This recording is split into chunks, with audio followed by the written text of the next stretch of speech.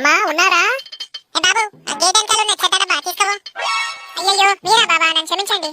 మీ మహిమలు చాలా విన్నాను బాబా, మీరు లోపలికి దయచేయండి. తల్లి, మీ ముఖ్య ద్వారము వైపు తీసుకెళ్ళండి నన్ను. ముఖ్య ద్వారము ఇదే బాబా, లోపలికి రండి. ఒక్క నిమిషం తల్లి. ఈ సింహద్వారాన ఈ తెల్లని సింహం కింద నాకు స్పష్టంగా వజ్ర వైడూర్యాలు కనబడుతున్నాయి తల్లి. ఇంకా 9 వారాల నగలు కూడా చాలా స్పష్టంగా కనబడుతున్నాయి తల్లి. ఇది రాజుల నాటి ఖజానా అమ్మా. నీవు అదృష్టవంతురాలివి తల్లి. చాలా మంచి మాట చెప్పారు బాబా. ఈ రోజే ఇక్కడ నేను తవ్వకాలు జరిపిస్తాను. అమ్మా, ఈ శుభ సందర్భంలో మీకు తోచినంత కట్నము ఇంకా తినడానికి ఏమన్నా ఉంటే ఆనందంగా ఉంటుందమ్మా. అలాగే బాబా, తినండి బాబా. అమ్మా, మీరు చపాతి ఇంకా అన్నం మాత్రమే పెట్టారు. కాయకూరలు అదే కర్రీస్ ఏం పెట్టలేదు, మర్చిపోయినట్టున్నారు. అదేంటి బాబా, ఉంది కదా. లేదమ్మా, చూడు. దొంగ బాడకం నీ ముక్కుల కట్టే.